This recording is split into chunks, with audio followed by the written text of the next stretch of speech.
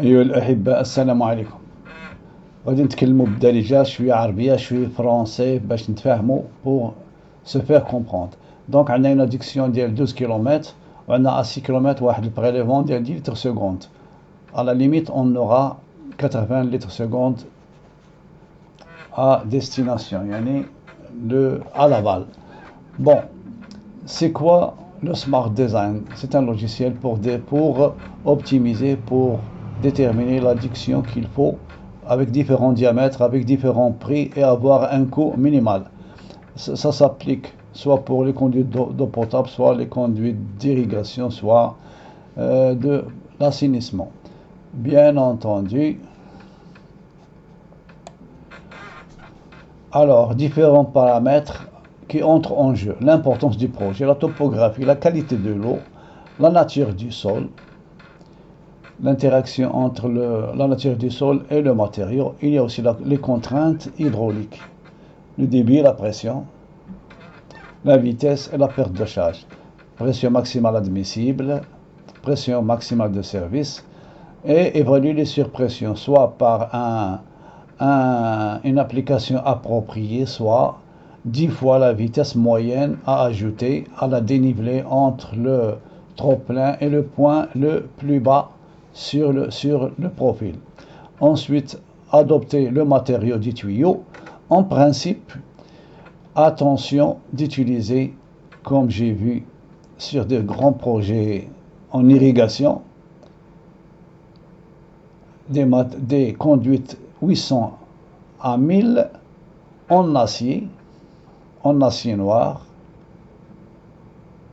et quelquefois des pièces spéciales en acier galvanisé, mais avec des boulons et écrous en acier noir.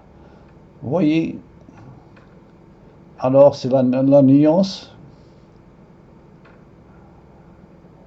sur la pérennité de l'ouvrage.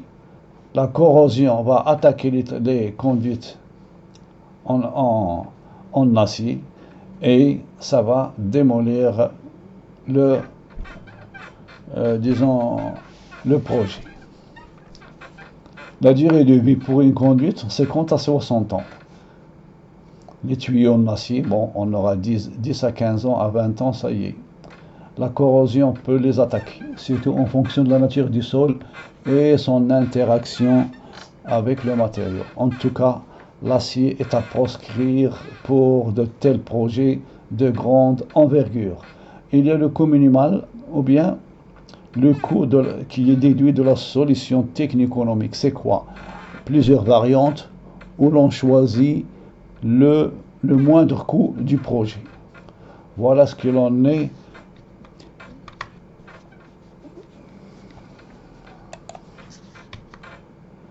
Alors, un peu de littérature, les critères généraux pour dimensionner une addiction, c'est le débit, avec le grand 1, c'est le débit de pointe.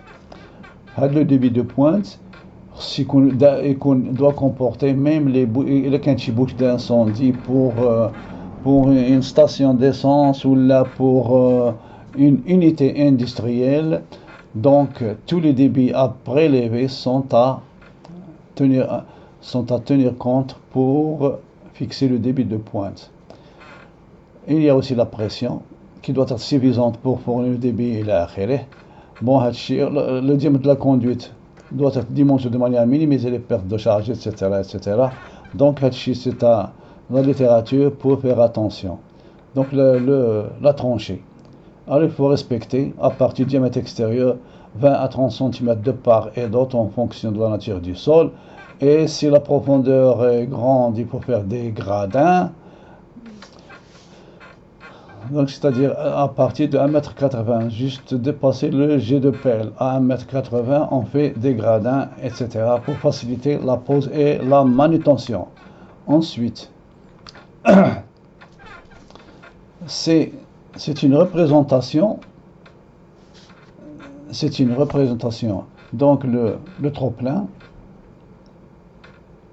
le radier, il y a la conduite, le prélèvement en cours de route pour une agglomération ou autre, et puis le débit en aval qu'on s'est fixé 80 litres seconde et ici 10 litres seconde. Bon, on a dit tout à l'heure, pour le matériau, on peut choisir le PVC, soit le PHD, soit la fonte ductile. L'acier qui doit être galvanisé, bien sûr, avec les boulons et écrous aussi galvanisés. On peut aussi opter pour le PRV si le coût s'adapte au contexte du projet. Ça veut dire, nous, on veut optimiser, c'est-à-dire réaliser un projet à moindre coût, tout en respectant les critères requis. Il y a aussi la sécurité et la fiabilité. Il est essentiel de prendre en compte les aspects de sécurité et de fiabilité lors de la conception de l'adduction, notamment les enveloppes de pression. Bien sûr, si on fait usage d'une application informatique pour avoir l'enveloppe de pression, c'est une bonne chose. Ça permet de définir la pression max et les éventuelles dépressions. Il y a aussi le risque de fuite. Si la pression est disons aussi à la limite, on peut ajouter des accessoires tels que les soupapes de décharge pour ne pas dépasser le seuil de résistance de rupture, c'est-à-dire le seuil de résistance du tuyau. On appelle ça la contrainte du matériau. Donc, pour ne pas créer de problème de l'exploitation de la conduite. Il est important de noter que ces critères peuvent varier en fonction des réglementations locales, des normes, des exigences spécifiques du projet. Il y a aussi des projets industriels qui peuvent chambouler toutes les normes. Ça veut dire qu'il faut étudier cas par cas. Mais pour le rural, pour des communes, je ne vois pas de problème, surtout quand il s'agit de débit. Maintenant, on parle des grands débits, c'est-à-dire des projets qui peuvent être réalisés à coût minimal. Mais pour des conduites à faible débit, donc, disons, le problème ne se pose pas. Alors, on peut dire faible débit inférieur à 5 litres seconde.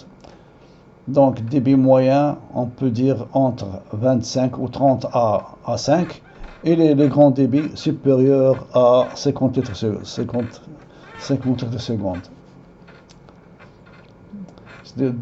Plutôt de 30 et plus, ça devient plus important, surtout quand il s'agit d'étudier le mouvement en masse pour des conduites de grande distance. Alors, une étude optimisée, c'est quoi? C'est une étude menée par des méthodes et des compétences spécifiques, ce qui la distingue, etc., etc.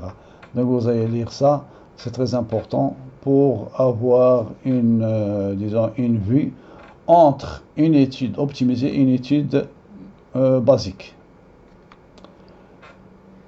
Alors, de plus, une étude optimisée utilise des méthodologies, etc., etc. En résumé, une étude optimisée offre l'avantage d'une approche solide, d'une précision accrue, d'une meilleure fiabilité des résultats obtenus, etc.